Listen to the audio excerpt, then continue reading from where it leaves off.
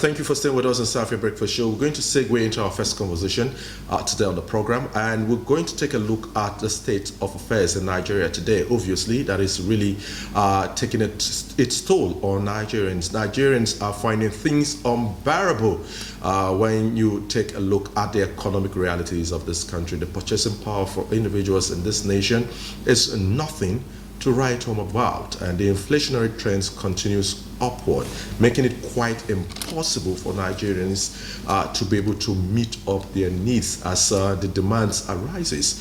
The issue of security is another thing to bother about in this country, and you want to beg to ask the question, what are the authorities in Nigeria doing to address, ameliorate the rising tension due obviously to the hardship that the people are going through?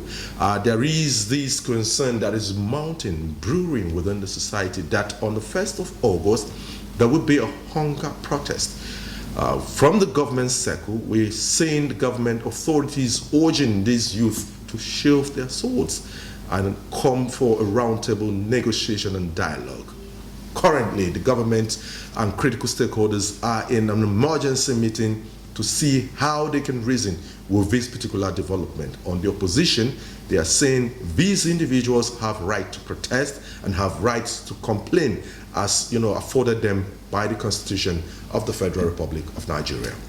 So how does this reality really hinges on us as a people today?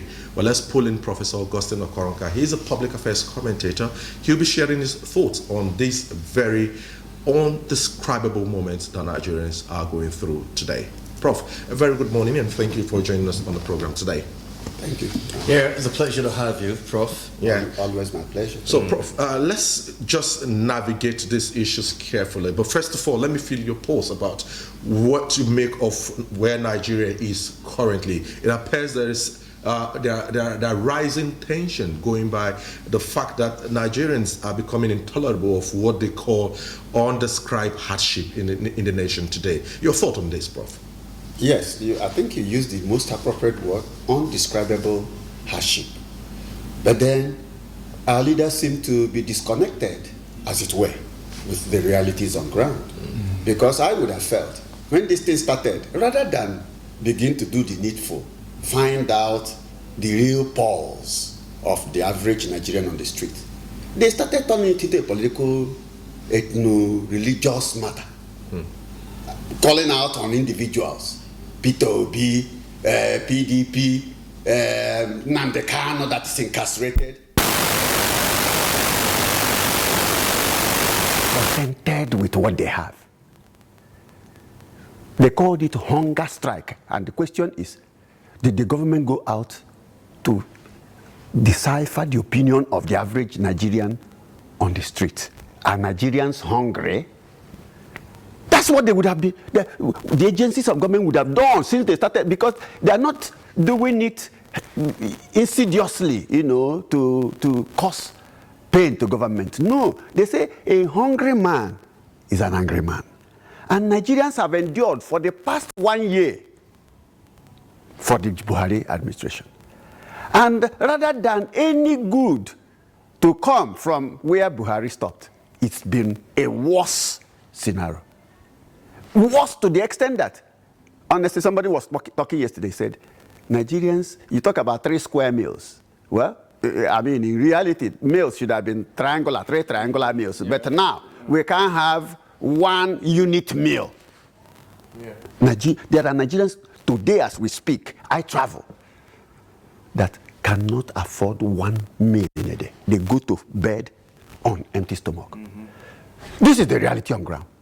So, is there hunger in the land? The answer is capital yes. It has nothing to do with politics. But some rather see this as if it's fictitious, as if it's not real. That's what I'm saying, that the government is disconnected, or so they have made themselves, to be disconnected with the problems of... By the inaptitudeness of the government of the day, do you think it's indeed indicative of the disconnect that a government has already had with the people? Yes, it is. It shows completely that those in the paraphernalia and corridors of power are completely associated, disconnected with the rest of us. Because if it is true, and I can say that it's true, the fuel we are buying, they don't buy. The food they are talking about, they don't go to market. They don't know at whatever cost it is, they have it stockpiled. And so they don't feel what you and I feel. So they are disconnected. And if you want to... Where goes the social contract we entered with these persons? Because that's the most obvious question that we should be asking right about now. Where is that social contract that we went in with these persons? Yeah, they have showed it to us that we went into social contract if the Nigerian people did, because the question is, the people that we find in the saddle of affairs of the nation, were they really voted by Nigerians, or they were appointed by some people and put in place? Because if they were there in the interest of Nigerians and voted by Nigerians, then they will listen to those who voted them in. But it shows clearly that I am here on my own. I knew how I got here, and I do what I like. To what extent is, because there are a lot of attribution to the fact that what appears to be happening in Nigeria can be attributed to the influence of foreign bodies on Nigeria, and the government is dancing to the tune with of these foreign entities, especially the Bretton Woods institution. Can we disconnect these, attachments or strings from what is going on in Nigeria? No, we cannot, but that's not an excuse. Okay. You know why? Because Nigeria is a sovereign nation. There are decisions that we must take, first and foremost, considering our interest before any second person's interest. So when you consider the interest of others before your own interest, you are a fool. That's the best way to describe it. So in international politics, there's no permanent friend, there's no permanent enemy. It is permanent interest. So what interest of Nigeria are our leaders showcasing for other nations? So yes, the other nations have their own, and it is allowed in international politics. It's allowed in international relations. I push my own agenda of what I want from my nation. It is for you to resist and say, no, you can't go beyond this limit. Our leaders are not willing to do that. Yes, we know the pressures that can come on them, especially if they have a hand in bringing them to power one way or the other. But then, if you were a leader, you should not cave in, because you will be willing to sacrifice even your own life. That's what leadership is. The leader of a sheep, the shepherd, must be willing to lay down his life. But do you see these qualities in a kind of leadership? We don't. We have. That's why we're in the deep problem that we are. You could reason with what the recent development that happened in the Senate, where the chief whip, Senator Alim Dume, made comments about the hardship Nigerians are going through, and that the president should reason with the grievances of these Nigerians, and he was stripped of his powers. Do you really see Nigerian leadership concording to this particular, issue of sacrifice for sticking the neck? No, it's not there. We don't have leaders yet. We have rulers. The day we have leaders, there will be people who will say it openly, that instead of doing so thing that will go against the people, it's better I die. But undoubtedly, because when such people die, the masses will take up their fight, and that's where the nation will take a change. So until we have a leader who is willing to come out openly and say, instead of doing so thing, instead of going so way that will go against the welfare and the well-being of the Nigerian people, I'd rather die. But I was thinking, Prof, you'll be impressed by what members of the House of Representatives did, sacrificing 50% of their salaries for 6 months for Nigerians. Well, yeah, we give that, but then they say, this is a little peck. That's not the solution. Let them look for more proactive, let them think outside the box, not inside the box. Why is it coming now? Too little, too late. Because of these pressures that are coming, so that we brand them the good boys. And Ubasani said something. He said, no, leave the salary, slash the allowances. What is salary? What is salary? So little. Nigerians were not fools. We're not fools. They fooled Nigerians for too long. And the message of threat is not the solution to what is at stake.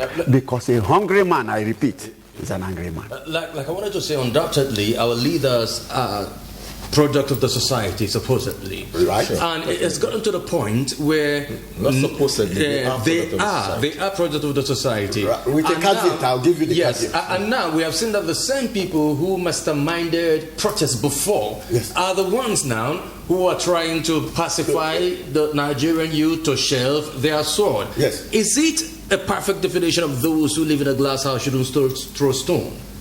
Perfectly well. Perfectly well.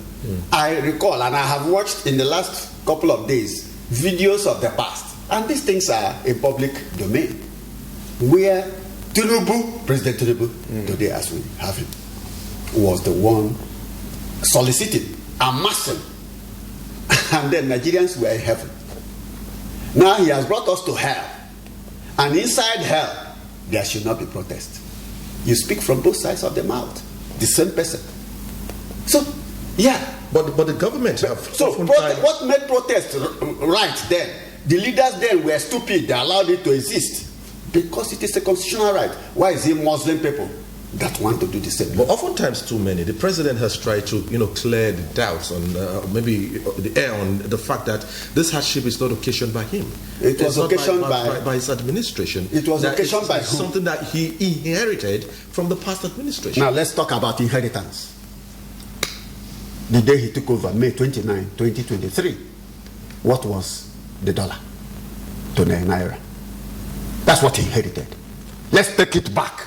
Let him take Nigerians back to what he inherited and run us the way Buhari ran it. That's what, more like what Nigerians are saying. The 70,000 naira they have given us minimum wage, it's not up to half of 30,000 naira that was minimum wage under Buhari. It's the truth. So, but who brought that kind of inflation that has completely eroded any economic gains that a salary could give anybody? But then again, he brought it. It is not Buhari. There is a part so on his back that a man will never a necessary evil, which was a subsidy. Sorry, you are the one interviewing. But let me say this: a man, myself, yourself, the president, can never do well in anything in life if you don't own up to your mistakes.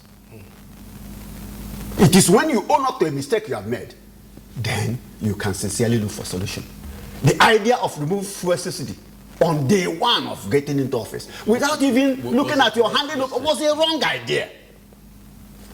Because you're supposed to get into office, study the nitty-gritties, know certain things that would have been put in place.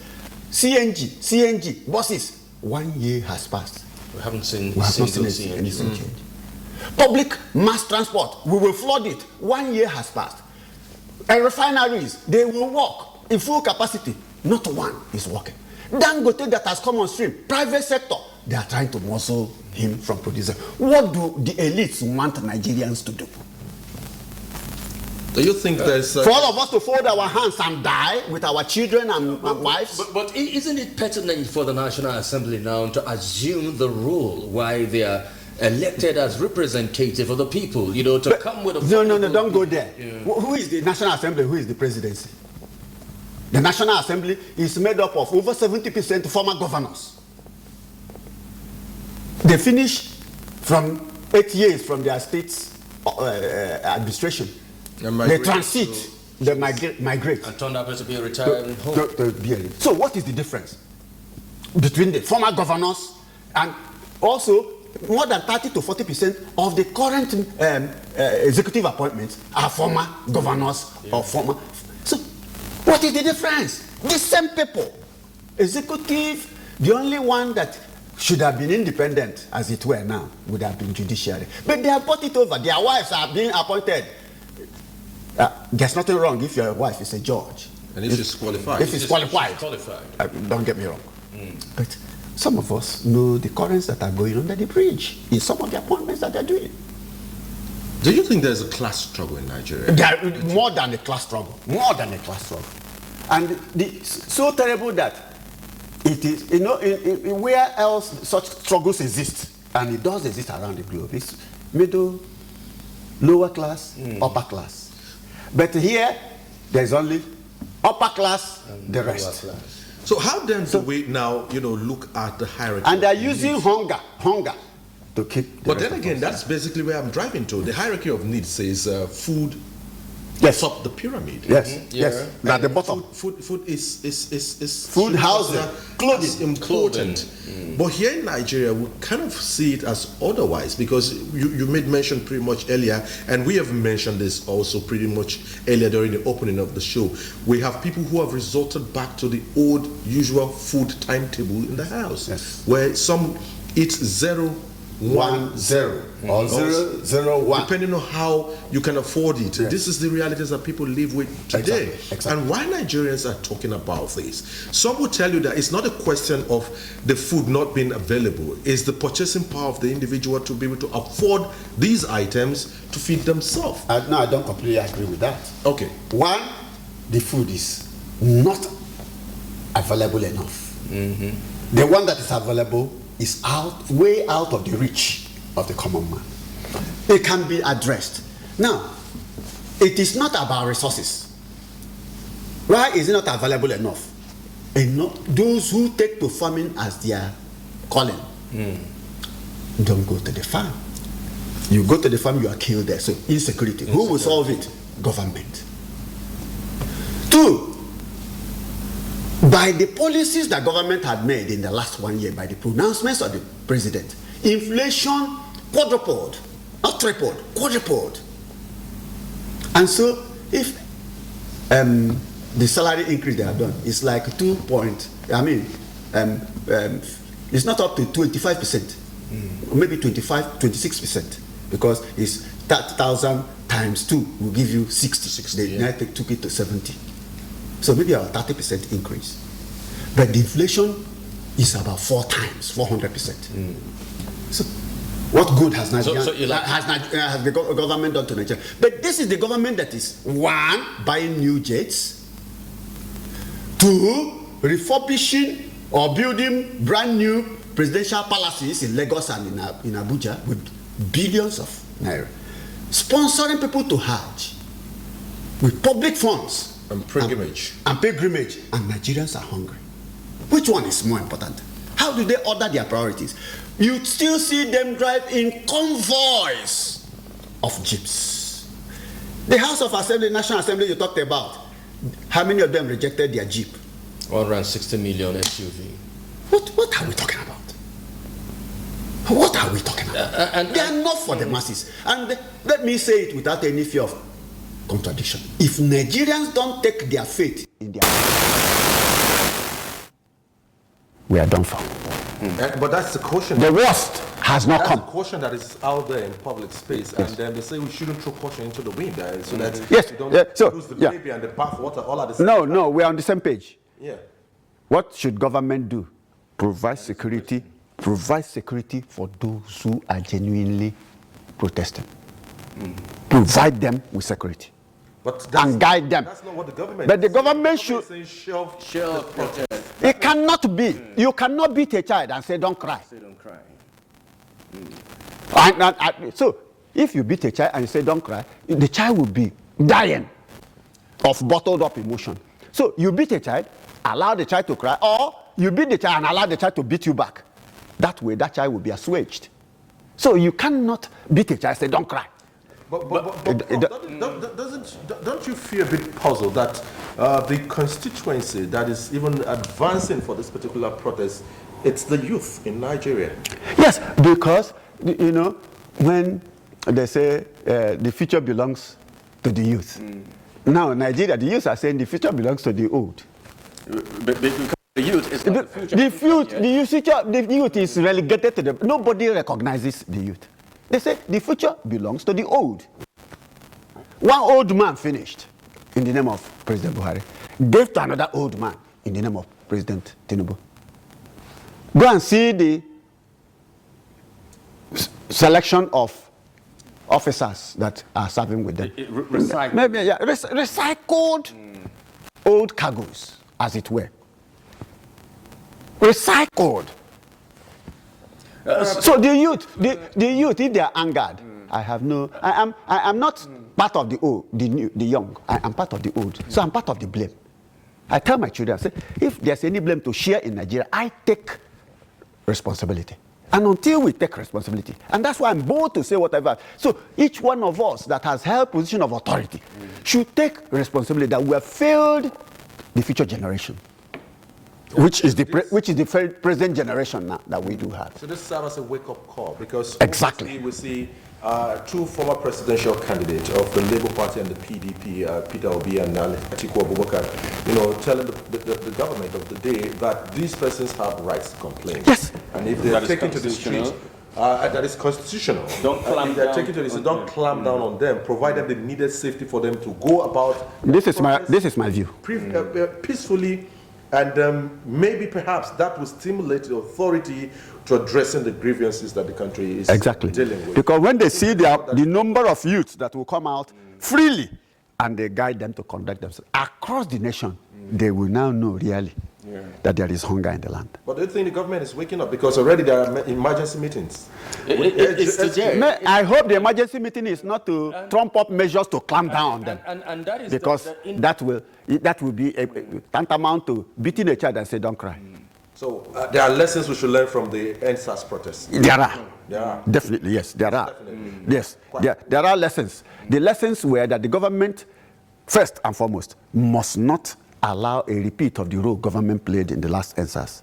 That court indicted the government. Whether they did or indicted or not, we are Nigerians and we were here. We saw what happened. These people were able to hold themselves together peacefully for 10 days. For 10 good days. There's nothing excellent that you can talk about any Nigerian, not as the youth, not using that example that can be better. So, but it was government that went and brought thugs and thugs and infiltrated and started attacking them and then the rest is history today. And the history is there. Someone who's watching this morning will say, does the prop have the fact to this particular reality? Maybe they'll say so many confessions. There are realities that are obvious. All right. Always a delight to have you share your thoughts on issues of national development. We're most grateful for you dropping by and being a part of the show with us today. Thank you so much. Thank you very much. My pleasure. Yes. All right. So you've listened to the opinion shared by Professor Augustine Okoronka about so many things that are bottled up in Nigeria. Very disturbing, you would say, isn't it? All right, so we'll take a break, and when we come back, we'll be taking up gender-related matters, where we'll be advocating for the women as they continue to champion their cause for active participation in electoral processes in Nigeria. Would that be something that they can score a point for? You'll find out when we come back from the break.